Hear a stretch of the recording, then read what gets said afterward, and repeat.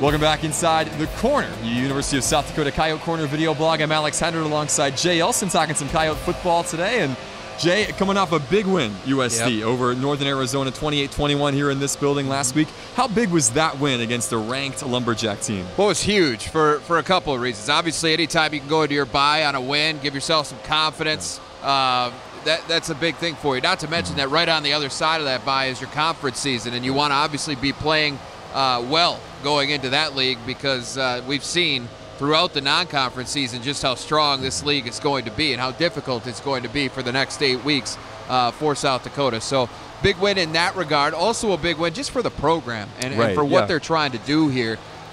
You know, they've been so close at different times to getting that statement win, and that was the word they used with you following the game, a statement win. And Northern Arizona was number 22 of the country. It's not like they were a top 10 team, but at the same time, this is a team that beat them just a year ago. A team that went to the playoffs. And so they got to measure themselves against another one of those teams after coming up just a week ago, just short of Montana, the number 4 ranked team in the country. So huge for confidence, huge for the program, and just a sense of knowing that, again, maybe proving to yourselves and maybe the external people even more so that you can compete week in and week out with some of the best teams in the country, and not just compete but beat some of the best teams in the country. So a good win. They evened that series up with Northern Arizona. They finished the home and home. Each team won their home game, but just big in a lot of ways for USD. Yeah, 2-2 now on the season for South Dakota. They have a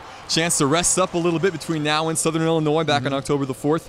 This is a team, like we said, 2 wins through 4 games. Is this where you think they would be at this point in the season? You know, when I looked at the schedule during the preseason, or when it was first released, I thought 2-2. And so, because you figured Oregon was going to go about the way Oregon did. And I thought it was going to be tough to win at Montana. That being said, I thought they had a good shot if they played the way they did here in the Dome against Montana a year ago. But, when I made that call, I expected Kevin Earl to be the quarterback. That's taking nothing away from Ryan Sager. He had that team in position to possibly tie that game up in the 4th quarter. So he played very well out there. It was the other miscues that hurt them in that game.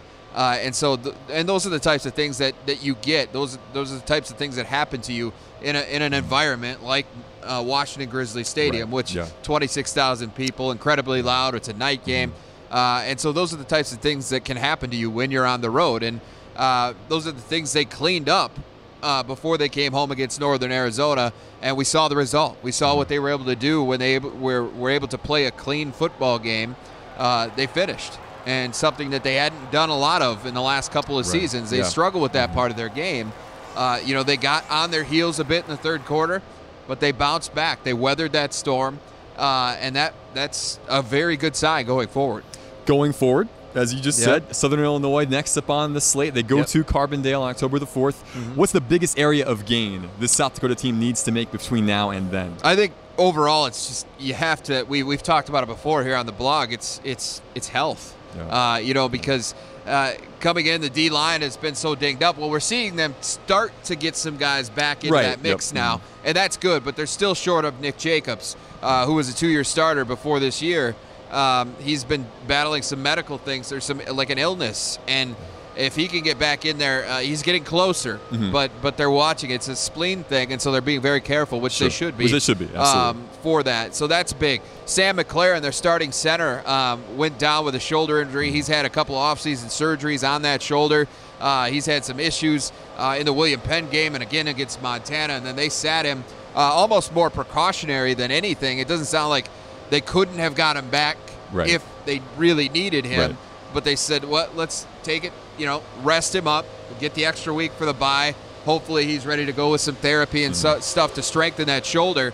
And so, him getting back would be nice, although Mike Heinert played very well in his place on Saturday, to be honest. So that's a good thing, just that they have a little depth on that offensive line now as well. But and then Jasper Sanders looked like he was going to have a huge day on Saturday, goes down with an unfortunate shoulder injury. Again, fortunately for them, doesn't sound very serious. And this is where the bye weeks sometimes come in handy. It gives them an extra week off to rest that thing up. Not going to need surgery or anything like that. So they're confident, it sounds like, that they'll have him back. So those are 3 guys that would really, really help them going into the Valley season. If they can get them all back, or at least 2 of them back, they'd be much better off for that. Yeah, the bye week coming at a good time for South Dakota right now. Well, hey, much more on Inside the Corner coming up in the next couple of weeks. For Jay, I'm Alex. Take care.